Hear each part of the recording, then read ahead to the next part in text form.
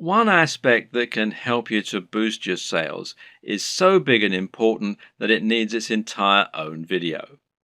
And that's your persuasive writing. This is what you use to sell your individual items in their store listing, but it's also what you use on a sales page to promote items that are of a particular high value and that you really want to shift. The first and most important tip is to capture the attention of your readers as quickly as you can. This means you should use a bold statement, perhaps capitals, and you should address the reader directly. Now you can get the body you want, and that works much better than a quick workout for burning fat. Asking a question is also a common and effective method because it forces the reader to engage with the text by thinking about the answer. Hence, are you sick of feeling tired and unfit? The problem with this, though, is it can seem a little too obvious as an in-your-face marketing technique. An even better strategy, then, is to use a narrative structure for your opening. In other words, structure your text like a story.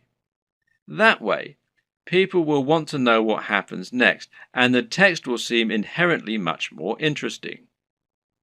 This is true because we're so used to reading stories. We've been listening to stories for centuries, and as a result, they're always an effective tool for getting people to listen.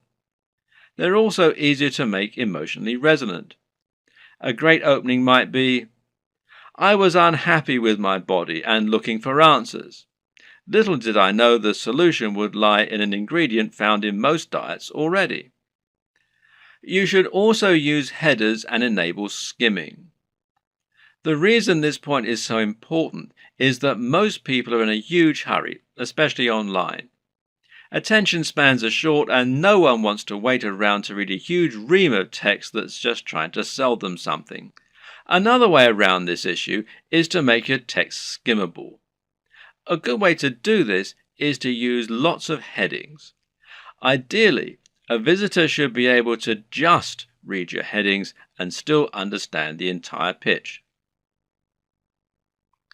Addressing the reader directly is particularly useful because we have evolved to pay attention to things we think concern us. At the same time, though, you should also take this further by thinking of more ways that you can use to make your text personal. In particular, this means using a personal interest story. Explaining how your product works by saying how it has helped someone else or even you. And this works much better because it means the reader will be able to imagine how it's going to affect their life, and because they'll be more likely to connect with what you're offering on an emotional level. Earlier in this series, we discussed the importance of value proposition. This is something you should always keep in mind when selling. How do you make the product applicable to the reader? How do you give it emotional weight? Well, try to get them to imagine what life will be like once they have your product, and this will make them want it more. When someone reads your text, they're going to know you're trying to persuade them, and so they'll be on the defensive. They'll be thinking of all the reasons why what you're saying probably isn't true. But you can combat this by addressing each concern in your text. Try and second guess what the reader might be thinking and then explain why this needn't be a concern. This also means trying to come up with solutions to the most common barriers to sale. These are the psychological barriers that prevent people wanting to buy, such as the risk element. We've already seen one way you can get around that by selling products from a trustworthy site and selling cheaper items first. Another tip is to make sure you have a full money-back guarantee. This is something people won't often use, but knowing it's there will help you to make many more sales. You can also try to combat buyer's remorse, which means taking away the feeling of guilt people get by spending money.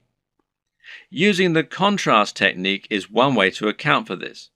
Another is to describe your product as an investment.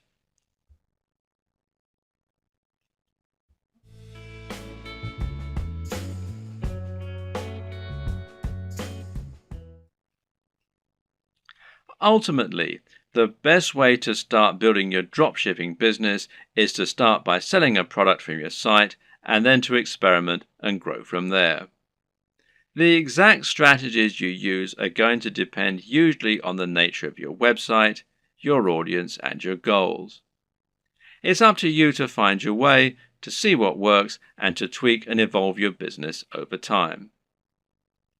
Hopefully, this video guide has given you all the tools you need to get started.